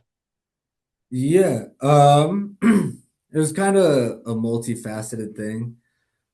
One, for what I really don't know why, but a lot of guys on the 204 diameter who were shooting RIP TKOs were not using the shock TL, that 50 grain aluminum that used to come with them. Hmm. They weren't a huge fan of that. What they preferred was the 60 grain stainless that would come with something like our standard RIP, Yeah. right? And so one of the most common setups we saw on the RIP TKO was exactly that. TKO shaft, 60 grain stainless outsert up front. And that was probably 80% of the setups we saw just across the board with TKOs. On the 166 line, everybody runs the shock TL insert on the 166. Yeah. And they swear that they love it on the 166, but then move away from it as soon as they go up to a 204 diameter. Huh. Don't know why. Yeah, that's I weird. and so I think it's just a different option, having that stainless option there Yeah. of a similar weight. And so ultimately, when we introduced the HLR, we decided we're going to introduce a 50 grain stainless. That way, we can send it with the HLR, we can send it with the RIP TKOs and everything. And that'll be our new kind of stock standard insert for the 204s. Hmm. We went with 50 mainly because for guys who were shooting the shock TL, we didn't want to throw off their front end weight, Yeah. right? And so, but we wanted to have that transition. And as you mentioned, we still have those taper lock inserts, those longer ones with the collar. Hmm. Um, we have them for every 204 arrow we offer. And so it's just a different option now. It's just not standard with them. I But gotcha. Do you yeah. guys offer, because I know a lot, I used to use them too, but I know a lot of guys use these where they have the half out and then a collar. Do y'all have a collar system? Or will there be one Not potentially coming out? Not a standalone. We don't have a standalone. We have the that shock TL has Yeah. the built-in collar, but for something like the stainless and stuff like that, we don't have a standalone collar system. No. Okay. Because I was thinking like what I would personally run if it was available would be because I like to have the front of the arrow protected, you know. That was a Yeah, for big sure. thing for me with the Shock TL was like you have the best of both worlds. You know, that's why I Mhm. love them. I mean, the next set of victories I get, I'm probably gonna be like, hey guys, can you send me the Shock TLs instead of the stainless, please? But I would definitely use like a half out and then a sleeve or a Mhm. collar. Um, Mainly because it just protects it. So like I would think, you know, a 30 grain half out and then 20 grain collar on top, still have the 50 grains, but now you've got Oh that yeah. extra added protection. Oh So yeah. I man, I think part of it for our 50 and 60 grain stainless, the issue is they have a tiny little lip. I don't have yeah. one that's not glued in, but it has It's a kind of like a tiny little mushroom lip. almost. Like a mushroom valve. Yeah. Yeah. Yeah, and there's a lip that goes up and over the carbon ever so slightly, about Hmm. an eighth of an inch. And it's mainly for like alignment, making sure that's perfectly center on the carbon, right? And so with if we were going to run a collar reaching back up, we would have to remove that, in which case we now have no reference point of, hey, this is perfectly center or torquing one side or another. Yeah. Not saying it can't be done, probably could. I guarantee you there are some options out there exactly as you're describing. Yeah. But for our setup, we figured, you know what, we'll keep it simple. And ultimately when it comes down to protecting the arrow, comes componentry can protect in a couple different ways. So Hmm. that something like this, the shock taper lock, right? My carbon shaft actually ends up here, right? Yeah. Now, this is all collar working back up. This is all aluminum out front leading to my point. If I contact something hard here, that energy is now going into my point, into this brick of aluminum, right? And then into the carbon. Yeah. So that's all going to smash prior to the carbon breaking, right? Thinking I'm hitting wood, steel, rock, something like that. Yeah. If I hit something laterally where it's coming in on an angle and has to whip the tail end of my arrow back around to keep everything moving straight, Mhm. that's really where the collar comes in, right? And what am I hitting? Again, kind of plays a key factor here because if it's not allowing, if it's putting more torque here, kind of in that fashion, Yeah. right, than what the aluminum can withstand, then that outsert's going to bend there, right? Stainless, same thing. If I hit hard, it's not going to smash. It's just going to pass all that energy into the carbon, right? Two, if I hit on an angle here, that it's not going to bend. It's just going to torque my internal pin up against the internal arrow wall and put all that pressure just on one part of the arrow wall, right? And Hmm. so I mean, I don't believe I do not believe there is a way to make a truly indestructible front end of an arrow because you Yeah. will find a way to hit something in a specific angle where it will bust it, right? Oh yeah. But I've seen you sleeve can systems protect it fail against and something. stuff, splinter Absolutely. at the end. So Yeah. it Yeah. definitely can happen. I don't know, man. I really like the components, of arrows, which No, for again, which sure. is why I like these so much, just because Oh, yeah. they just look so cool. Plus, I love gold, dude. Like when I saw that, I'm like, that just fits perfectly. I'm just such a huge fan of it. 100%. They look so cool. Dude, there was one thing I wanted to ask you.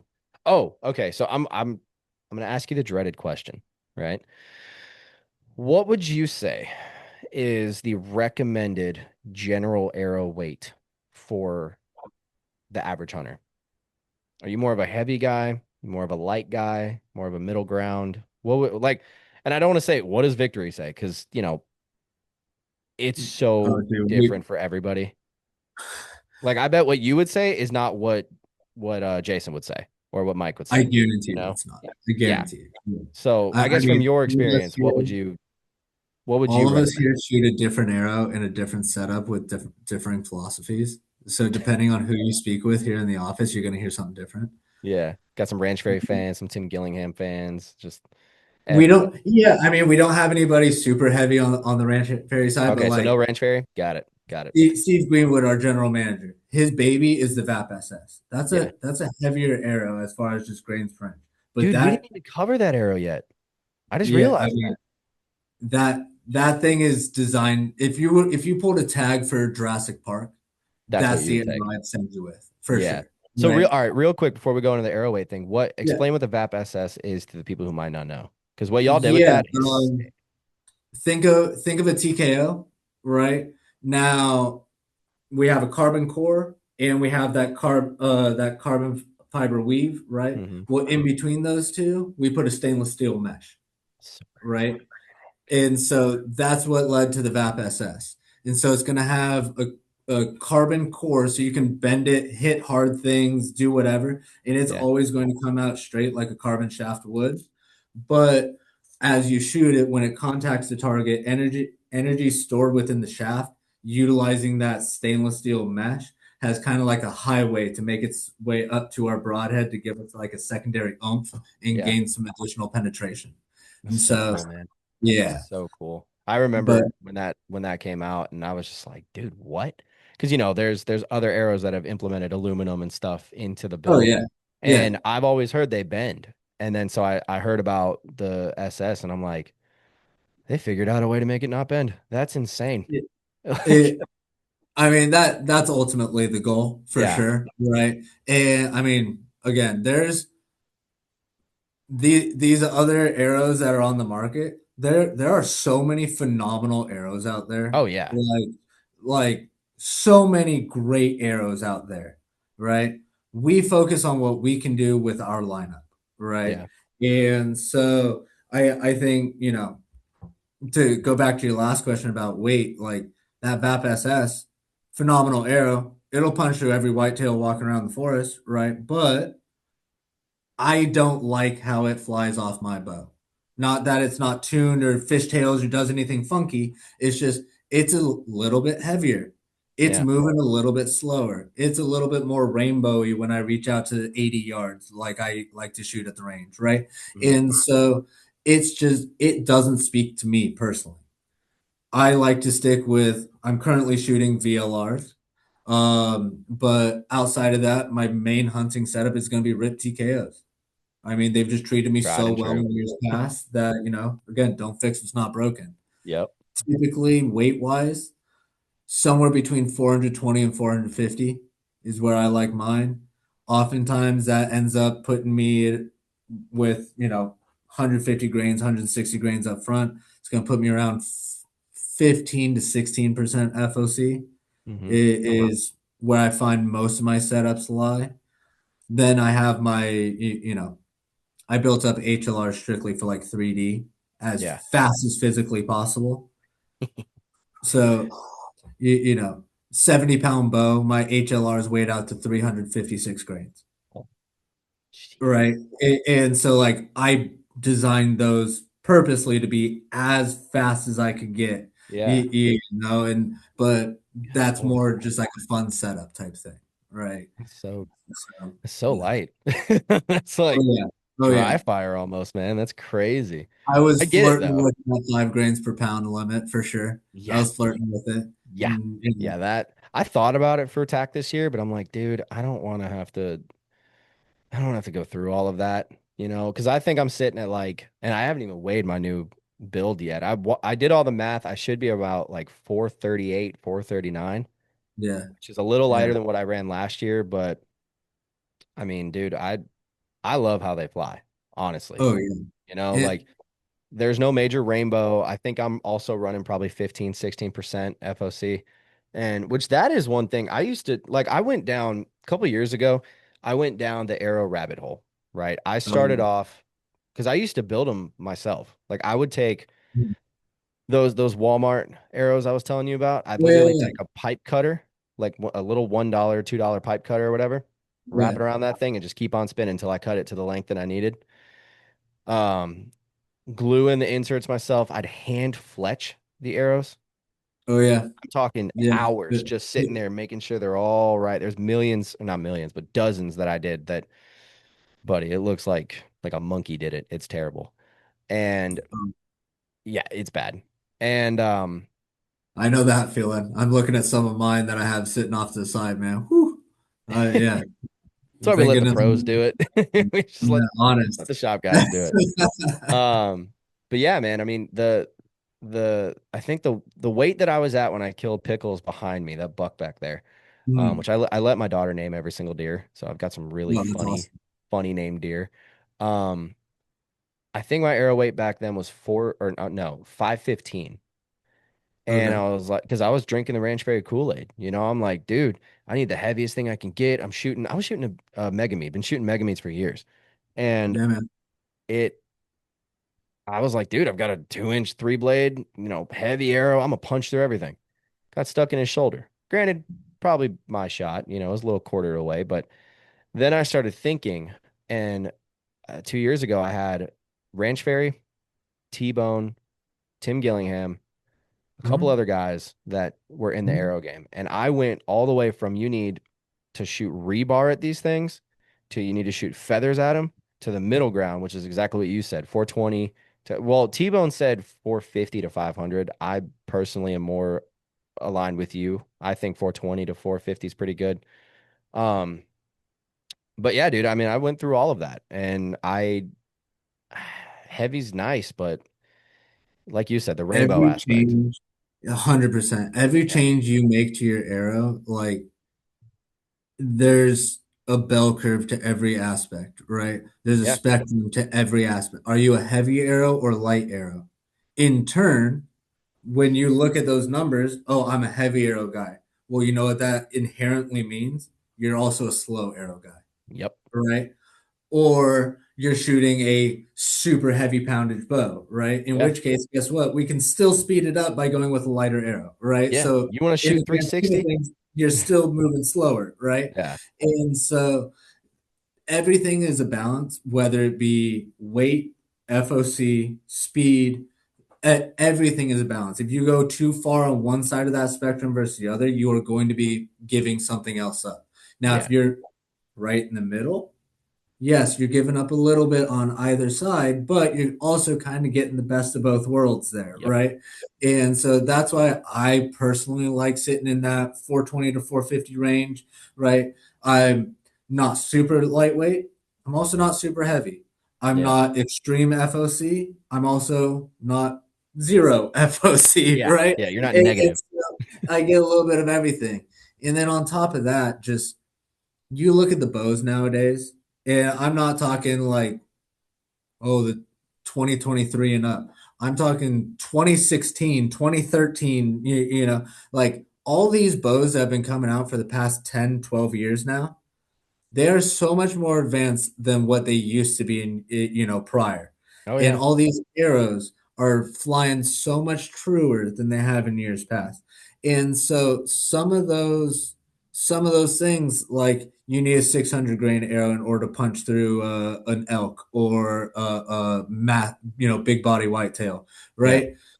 Some of those things aren't necessarily true anymore because we've maximized other factors of the setup, right? Yeah. Broadhead, arrow flight, energy coming from the bow, right? Things of that sort. And so I think a lot of guys are trapped in their old ways, which, again, hey man, if it works for you, you're not Yeah. going to hear me tell you to go and fix it, Yeah. right?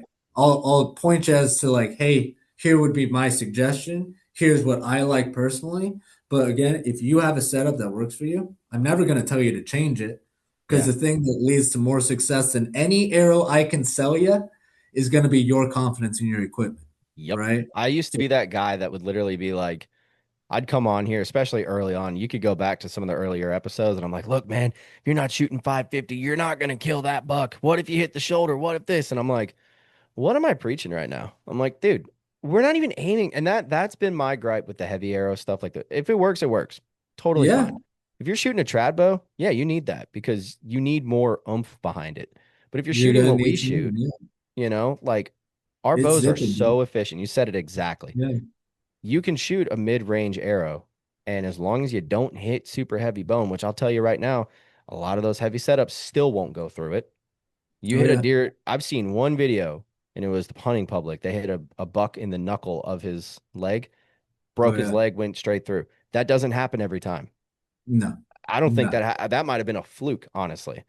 Yeah. Um, so I've always been telling my buddies too. I'm like, guys, look, I don't really care what you shoot, but if you want something that's going to be pretty well rounded, stay in the mid range. Most of us are the same size. I got one dude that's one of my best friends. He's a gorilla. He's got a 32-inch draw, and he's pushing well over 300 with his bows. But he's also shooting the same arrow weight as me. Mhm. And I'm like, okay, well, if you're doing that, he could shoot a 500 grain arrow and still be shooting 280 and absolutely Oh blow through him. But he oh, doesn't yeah. need, you know, Right. like, and like you said, it's the confidence, right? That is 100%. that is one thing, and I'll circle it back to Victory. That's one thing about Victory that I really love is you guys, the stuff you put out makes people more confident because it's of good quality. Even the most budget arrow you guys make, I would put it up against some of the higher end stuff at other companies and say this is going to shoot just as good. So, Man, we're all about just removing variables, right? yeah, Every person in our team here is both an avid shooter as well as an avid hunter. And so we spend when it comes to our setups, we want them to be perfect. yeah, Yes, I'll quickly fletch my arrows and they may not look super pretty, but at the same same there. time, they're going to weigh the same, they're going to fly the same, they're going to hit the same, right? So functionality, they are going to be perfect for me, right? But ultimately, it's I want I want to remove variables, right? I don't want Yeah, to have to look through my quiver and say, "Oh, arrow number 4 was flying well for me." Every arrow should fly just as straight as arrow number 4, yeah. right? Well, and y'all's And so, consistency is so good, man, that like I've never had that problem. I have yeah, never once had any Rip TKO, HLR, V Force, any of those where I'm like, you can if you don't pay attention a little bit. So like when oh you well, go to fly, yeah, yeah, yeah. I just always so I do want to ask you this because I want to hear it straight from the horse's mouth. When you are, because you guys do something on your arrows where you show the spine index spot, Mhm. like the, Mhm. that's the strongest point, right? Stiff axis, yeah. Okay. Yeah. Does that go up or down? Like where would you want that? Where should that sit on the bow? I always put mine up Okay. just because I'll put my index vein in line with that marking, Hmm. right? Now, functionally, does it make a difference? No, because that stiff axis is mirrored on the other side too. So as Okay. long as I have it in the 12 o'clock or 6 o'clock positions as it's sitting on my rest, right? It's going to react about the same way, Yeah. right? When you will see a difference is when you have one group of arrows with it sitting in the 12 o'clock position, and then another group of arrows with it sitting in the 9 o'clock or 3 o'clock positions, right? When Okay. it's 90 degrees off, that's when the arrow flexes differently on shot. And at distance, probably 40, 50 yards, if you're aiming at the same spot, you'll actually start to see two separate groups start That's to form. crazy. I Yeah. never would have thought that. Yeah. That's so wild. And So so I gotta go ahead.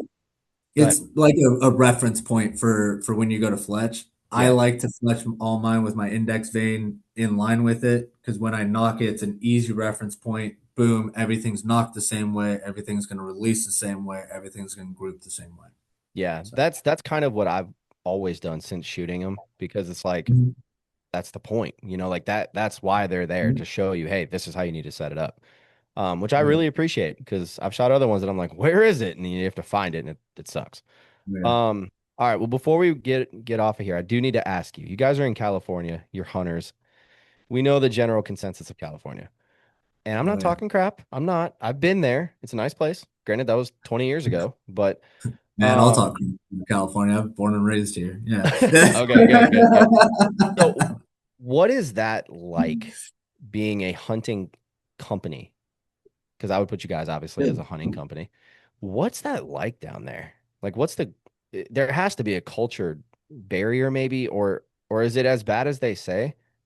I guess. Yes and no. Yes and no. I mean, the way I like to think of it is where we're located is like the the stereotypical Southern California, right? Like I live in Orange County, California. Oh wow. And Oh so yeah. I Okay. have, That's exactly where I went too. So I know exactly what you're talking about. I spent a whole week at what is it, Hermosa Beach, I think.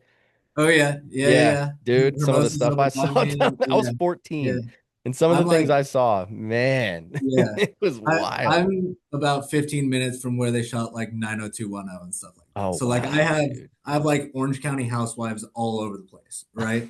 Now, that being said, for the longest time, Orange County, California, and Southern California has always been a paradise where people want to come, right? Yeah, And so I have met, both working here with Victory as well as prior to joining Victory, I've met a lot of guys from all over the country who have moved out here for one reason or another, right? And they bring a lot of their passions with them, yeah, right? So my dad, who got me into archery, he was born and raised in Northern California where they have a little bit more farmland, a little bit more open space. And he was raised a hunter and a fisherman and just an outdoorsman. yeah. My great grandfather was a trapper for a living, right? Wow. And so when he moved to Southern California, obviously I grew up fishing both freshwater and saltwater. And then when we started getting into archery and shooting and stuff, that's kind of what led to it. And I meet a Yeah, lot of people who follow the same path. Now, hunting is a little bit different for sure. Like yeah. I, biggest muley I've seen is in a Kohl's parking lot, so I can't really pop a blind up there, right? But I mean, well, you might yeah, not need to. You have to use a car. It's right. probably The frowned it's upon, but expensive car repair, but yeah. yeah. I mean, is it worth it? I would say it's worth it. Y'all, look, I've seen y'all's muleys, and I'm a muley freak. I Oh, love mule deer. I'm supposed to be going right. to Colorado next year on my first Western hunt, and I'm Oh, that's ecstatic. beautiful. So I'm praying it works out. Colorado's beautiful. Dude, Colorado's beautiful. I've We been, typically NorCal, Central Valley, or out of state is more often what we find ourselves doing. yeah, There is some really nice hunting Camp Pendleton. Hmm. I am not a service member, and so I actually don't have access to Camp Pendleton. But Yeah. for all of our service members out there who do have access, I can tell you firsthand, there are some massive bucks walking around Camp Pendleton that are not scared of people because not very many people hunt out there. Man, it's And like so, seek one. Just well, I yeah. shouldn't even say that. I literally live an hour from those guys, and I know I've hunted some of the stuff that they've hunted, and it is not what Mhm. people think. I'll tell you that right now. Those deer are afraid of people. They might not be afraid of you in your backyard, but you step in foot in those woods, Oh, yeah. same thing as public land, man. So I mean, Oh, in yeah. California, like the hunting, I gotta be honest, I'm kind of shocked that you can even still hunt out there because I thought that there was some law or something like you can't hunt elk anymore, you can't hunt muleys or bears, or I know you can't It's- hunt mountain lions, right? Mountain lions are protected. Okay. Obviously, if you're getting attacked, self-defense is one thing, right? Well, yeah. But better be self-defense, Can't be sending a right? victory at a mountain lion legally It, unless it's attacking you. yeah. To hunting wise in California, if you have an archery tag, I don't believe you're allowed to carry a gun on you. Like you just can't do it. That's And nuts. yeah, so if you're bear hunting, right, that's you pucker a little bit for sure. Jeez. Um, So you can but hunt bears out there. yeah, with obviously you pull a tag, everything is going to be, tag based, Yeah. right? I was actually just recently looking at it just for like a fun weekend thing for my girlfriend and I. We're looking at going coyote hunting, right? And Y'all got and coyotes out there? oh yeah, Really? oh I yeah, guess they really have made it from coast to coast. That's nuts, dude. oh yeah. I didn't know We that. got a bunch of coyotes all over the place. They're a menace in South Orange County, man. I mean, they're Really? hopping fences and taking chihuahuas left, right, and center. And so yeah, Dude. yeah, See, that's why they need to let you see. That's my biggest thing is like, look, I love animals, right? yeah. My least favorite part about hunting is killing them, to be completely honest. No, But for sure. when I mean, that's like not with a bow, period. yeah, You know what I yeah, mean? Like put us like, on some footing a little bit. Yeah. yeah, and I've always had an issue with California's laws. Granted, I don't live there. It's been 20 years since I've been there, so I have nothing really to give for that. But when I I think a lot of hear, it gets kind of blown out of proportion. You don't really deal with a lot of the crazy laws on a day to day, right? but they don't. I've heard story, and tell me if I'm wrong, because again, this is all secondhand stuff that I've been Yeah. told or heard on podcasts or shows or whatever. But if you're having animals like pets get killed by bears, mountain lions, coyotes, I don't know if you guys have wolves. I don't think you do, but it it makes sense to me for us as hunters. Wouldn't the government rather us pay them to let us go hunt those animals to stop this stuff rather than having sharpshooters out there that they pay and now they're losing money? Yes, yes and no. Yes Okay. and no. So, Enlighten. yes, it would make more sense to have us pay for tags for us to go and right do it, Yeah. but that is going to be a long-term solution, right? In the sense Yeah. of I can't get it done right now. It's going to take me 10 years in order to get that number in check, right? Yeah. And True. in some areas where we're seeing some of these issues, that's all private land, which is Uh, that they're then going and contacting the state and saying, "Hey, I'm trying to grow, I don't know, a winery or something like that, and I have all yeah. these deer coming and eating my grapes, right? Let's wipe them out." Right? That's an immediate fix. Yeah. But again, like we look at it as hunters and conservationists, like, hey, yes, it's an immediate fix, but it's going to have lasting ramifications, right? Yeah. And so there's, an argument to be made for both sides of it, just like everything else in this world, right? But I think a lot of it does come down to one, who owns the land, two, what problems are we running into, and three, how quickly are they trying to get it solved? Yeah. Oftentimes it comes down to that third one saying knee jerk reaction, get it solved right now, right? When it comes to coyotes, things like that, coyotes don't have a bag limit. So, like, there's no tag or Free anything. game. Yeah, as long as Yeah. you're shooting them in, let's see, have to be 150 yards away from any sort of resident or building or anything, right? So you have to do it in a safe space, obviously, a space where you're legally allowed to hunt, Yeah. and then you just have to have a hunting license and doing it within like daylight hours, right? And Oh, so you can't hunt them at night?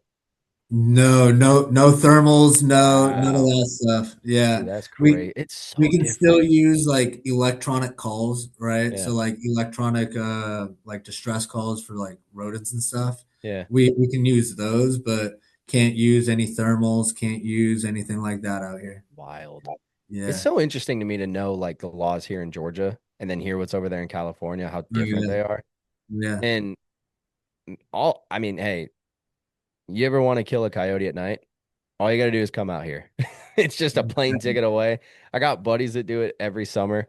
And I mean, I'm not big on, really, I'm mainly just, I'll go after deer. I've had the Yeah. Yeah. invites, and if we see a pig, I'll shoot a pig. I saw one last year on public that if he was 30 yards closer, I'd have sent it. But it's, I focus mainly on deer. But I Yeah. do know that coyotes are a problem here. They're a problem by you guys. And so, like, if there's people willing to do it, why not let them do it? In any way you can. If you, because the way I see it is like, if you really want to fix the problem, or at least try to fix the problem, you're gonna say, "Have at it, boys," and get it done. Now with mountain lions and stuff, I don't know really much about them as far as like the hunting aspect. I know you're not going to be able to just go out there and say, "I'm going to kill me a cat today," and do it, Yeah. you know. Yeah. But Mountain lions where we're at, we don't have a whole bunch of them around here. The population has grown over the past handful of years, but for the longest time, I think there were like four oh wow, in our area, dang, and that's a pretty large area that I'm specifically thinking of in South Orange yeah, County. But I think that number has grown a bit. Nothing crazy, like we're not in the hundreds yet. You know what I yeah. mean? Probably But like like 25. it, yeah, like we've grown a bit. So you do see them on occasion. If you're out on a hike, you'll see them like two ridges over, right? Just Yeah, roaming around. But they really that's just crazy. they just don't mess around. Like you'll see them in a neighborhood on occasion, Yeah, and that's when everybody's kind of antennas go up. yeah. Get a little on edge. Cops come, trank them, and stuff like that. Oh, And so they don't yeah, even kill them; they just trank them. oh yeah, they trank them, move them back into the forest, drop Well, them that's off, and nice. That's yeah, nice. I like that. I know yeah, some guys listen and be like, "Oh man, no, you need to kill that cat." I, yeah, yeah, I'm not big on. I don't like murdering things. I like shooting stuff. I like to use whatever it is God gives me for it. But I'm not gonna be out here and just be like, "Yeah, I'm gonna shoot this coyote and leave it," or "I'm gonna shoot this pig and leave it." Or I got buddies a bobcat hunt and they're all about it. And I'm like, dude, I respect it, but I look at a bobcat, I just see a cat. To me, it's just no, a yeah. big cat. You know? I mean, if I'm gonna shoot something, there's gonna be a purpose for it, right? Exactly. I mean, when Exactly. it I comes don't to want to waste coyotes. anything. When it comes to coyotes, like it's a cool little pelt or Yeah. stuff like that. Help save a chihuahua. Whatever the case may be, That's the right? movement Victory needs to get behind. Save the chihuahuas. Save Exactly. the Save the pugs. dog, shoot that one. Yeah. But It's so funny. outside of that, I mean, one of my all-time favorite hunts, man, is just a javelina hunt in Arizona. Like it's such a half-hearted, just like you wake up at 10 a.m., cruise out there after breakfast, Yeah. go hunt for the afternoon. It's not super difficult. It's super laid back, and I mean, javelina. Me personally, I don't really like the meat. I just take it home, dry it out, make dog treats out of it. There you go. But You're it's just choosing such it. it's That's the such a important fun part. experience just getting out there and having fun, and so See, you yeah, need to come to Georgia, man. You need to come to Georgia and hunt the big javelina because them suckers, oh I'm yeah, telling you, that pig I saw last year, easily 300 pounds. oh And yeah, I thought it was a deer because I was in this spot that I've seen some pretty nice bucks at. And granted, that part of the season was terrible, man. It was hot. It was November. You'd think they're rutting, but we had such a big acorn crop and it was 75 degrees. They weren't moving. I don't even know oh why I yeah, went, but I went yeah. because I drew the tag. So I'm like, hey, let's do it. And first morning, man, I've seen deer in that spot every time I've sat, and I hear the leaves rustle. The sun had just come up. It was kind of cloudy, so you really couldn't see great. and I'm like, oh crap, there's something coming. Dude, I look up and this big black boar just comes trotting, and I can hear him just, going Oh through it. yeah. I'm like, oh, please come over here. And he 60 yards away. I almost sent it. I literally had my bow in my hand and I was clipped in. I'm like, I'm not gonna do that. That So, internal debate's running through. oh Yeah. yeah. Well, and he Take didn't it, really they're give me not much taking it. What time. am I gonna do after I take it? Yeah. Well, I was Yeah. thinking that too. I was like, my wife's not gonna want this at the house. And I don't know how to gut these things. I don't even know really where to shoot them. I've never shot one. So, Oh yeah. um, but yeah, dude, like he was on a mission too. That sucker did not stop. I mean, he was just Oh yeah. gone. It So they're tough as all get out too, man. yeah, I mean, you can stick them. Pass through or not, you can stick them well. It just that whip of the head where they make eye contact with you, and oh, it's coming. I better get out of here quick. yeah. Like, Thankfully, I was 20 foot in a tree, but yeah. I do think of that every single time I go on public, because they are rampant. I've got Oh two yeah. or three actually public spots by my house. Two of which have pigs. One of them, I think I heard a rumor there's a couple of them. I've never seen them, but every time I go out there and I'm going in the morning, dude, I've got both ears just like Right. waiting to hear it because you can't see. And that's my thing I worry about is pigs running up on you, Oh, which, I mean they're dangerous. I had a yeah, buddy get gored. I had a yeah. buddy get gored and it tore up his legs. He had to be airlifted out. It Well, and was, I think like the it world record was pig was horrendous. killed in Georgia. It was like Yeah, I 800 mean, something pounds. Granted, it was yeah, South Georgia, but still, I'm like, dude, I'm not doing it. I have a yeah. 13-pound pug, okay? And she is able to, you know, not overpower me, but dude, she clamps down, it hurts.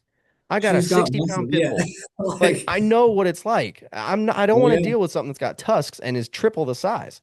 No, So, especially when it's pissed off running at you and a exactly. tree ain't gonna stop it type thing. Like, Yep. yeah, yeah. Yep. I I, mean, I definitely carry every time I go in because I'm like, dude, I got 17 reasons to stop this thing. And if that doesn't work, I'm gonna beat it over the head with my bow. I don't care. Like oh yeah, Prime's gonna have to yeah. send me a new cam or something. A But lot easier to pull out a gun than it is to reload a reload oh and yeah. get another Oh arrow yeah. back. Yeah. God. Well, look, man, I've kept you a lot longer than I planned to, but it's been a lot of fun. Hey man, So this is I want to fun. thank you for coming on. I definitely want to get you back on because we didn't even hardly talk about your hunting experience. So Yeah, dude. we'll have to set Yeah, up a I time need some fun. to do it again, probably later in the summer if you think you'll have the time. But before we For do sure. this, I do need to ask you, is there anything coming from Victory this year that we can look forward to?